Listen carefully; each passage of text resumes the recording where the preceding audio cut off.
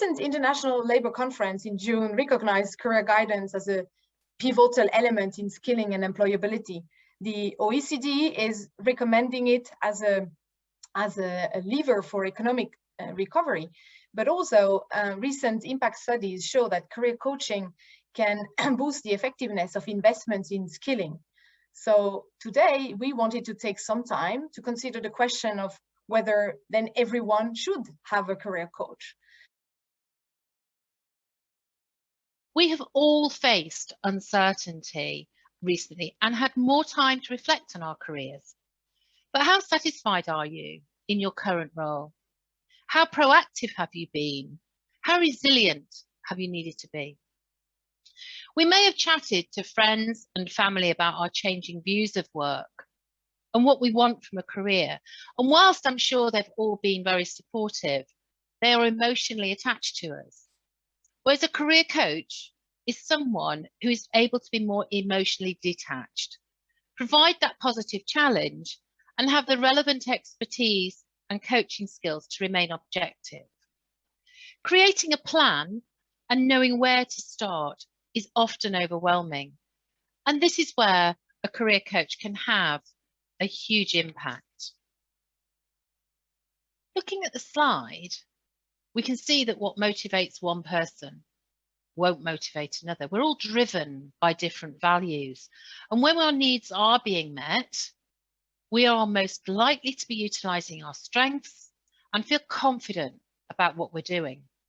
Most of us will strive to achieve career satisfaction, but few of us know how to achieve it.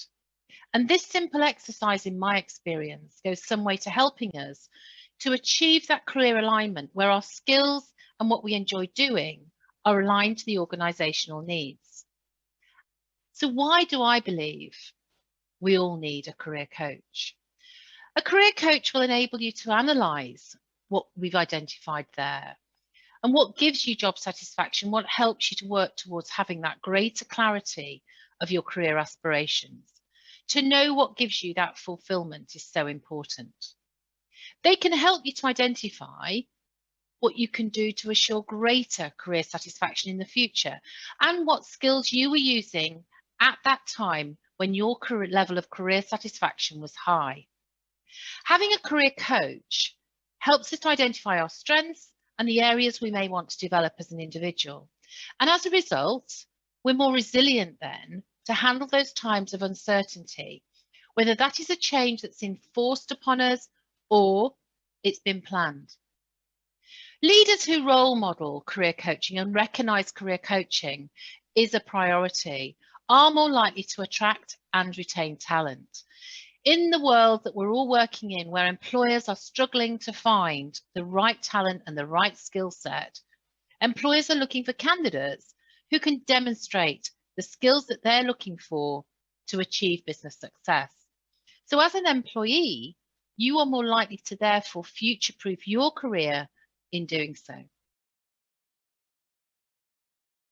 I think there's certainly information campaigns and outreach are very useful to highlight the importance of career guidance, but I think it would be really important to create a culture of career guidance. So to have career guidance highlighted throughout the services that provide it, so whether they're public, private provision, whether it's employers providing career guidance, have a common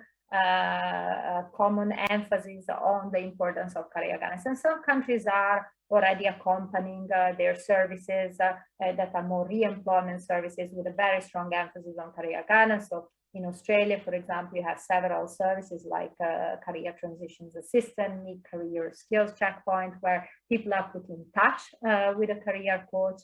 In France, for example, the individual learning account, so the compte personnel de formation, also has a service or is linked now with the Conseil en Évolution Professionnelle, which is also a career guidance service. I think it's also important to start young. So although we are more focused on adults here, I think the strengthening career guidance, doing it well in schools is important because it allows young people to develop that at least that awareness of the benefits of career guidance, and therefore they are more likely to go back to it later in their various phases of their work life.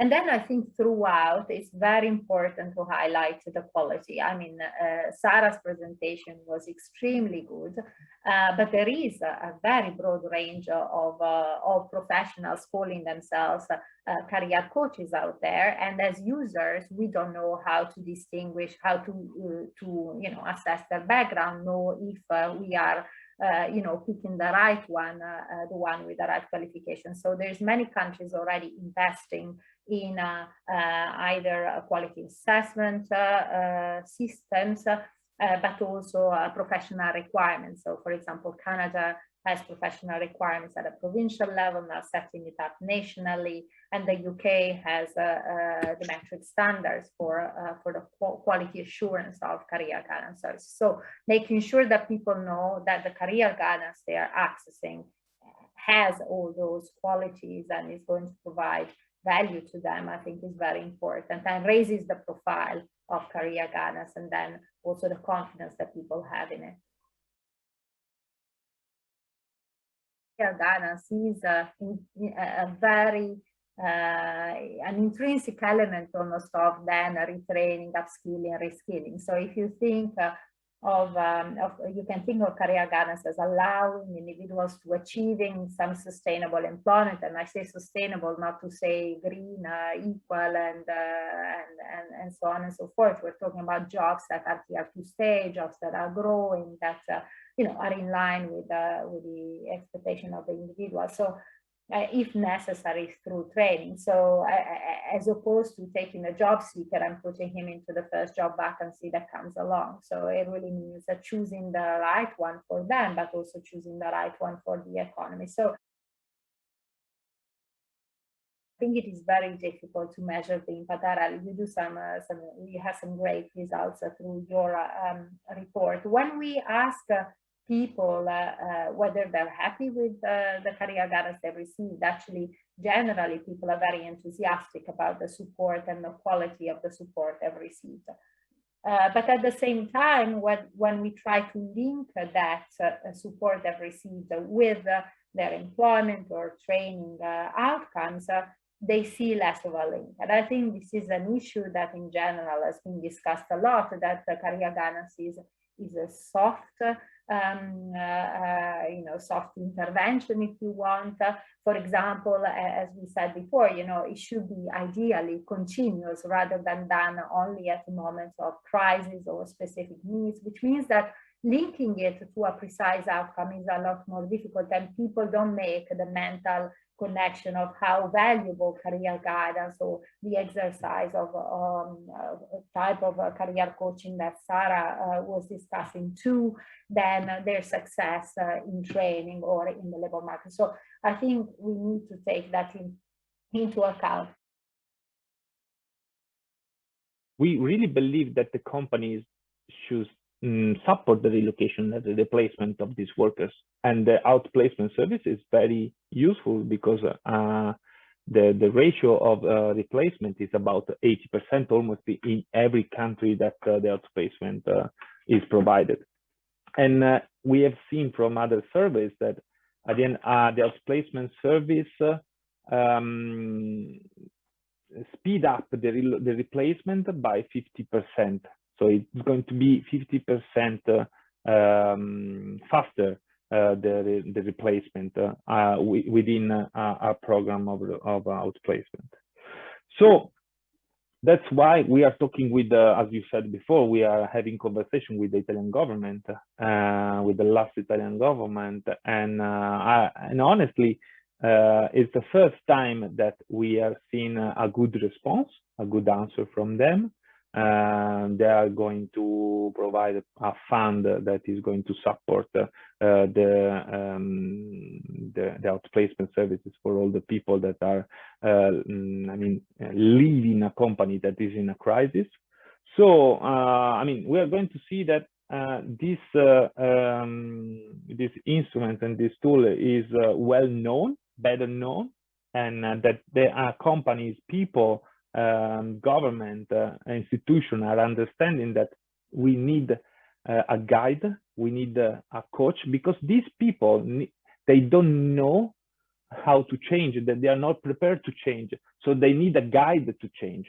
And what I see as a risk is that, particularly if we are talking about career coaching and career guidance, is that employers, of course, focus on individuals generally who are high potential, who are already high skilled, right? So there is many large companies that have already career coaching services, but they are focused on a subset of the employees. So I think where there is a role for the government to intervene is to provide ways or to facilitate to help employers being able to provide these services to a broader range, to provide incentives to help a broader range of adults. It's about taking an approach at a leadership level as well as a bottom-up approach in terms of creating what I'd call more of a career mobile mindset and culture,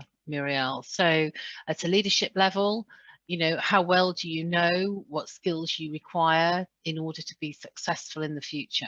And that's a tough question for many leaders right now. But, what is the skills that you require? And then what have you got and where are the gaps? And enabling employees to be able to identify with opportunities so that they understand what, let's say, redeployment opportunities there are within the organization and supporting them to achieve that, as well as letting them go when they don't align. So, what is it that for me as an employee, I understand about what opportunities might be available and how do they align with where my skills are now, but equally, where is the gap? And if that gap I require, we talk about lifelong learning, I need to upskill, I need to have the support and the resources from my organization to enable me to do that. I need to be able to have an effective career conversation with my line manager in order for us to both be on the same trajectory and understand what each of our needs are. So I think that is, that career pathing is absolutely fundamental to achieving what we're looking for in terms of, grappling with this way in which skills are aligned in the future. In a way of closing, let me summarize some of the key takeaways. What I've learned, what I've taken away is certainly that, a career coach can provide a positive challenge you will not get from your best friend. So that, I think, is one that, resonated with me, and they can provide the necessary orientation in disrupted and fast changing markets where sometimes the storm is it's too cloudy to kind of be able to see where we're exactly heading, but having this compass in your hand will give you the way.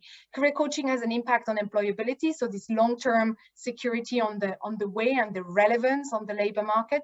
It has a fundamental role to play in the economic recovery and for resilient labor markets, and has a role for employers to find their talents.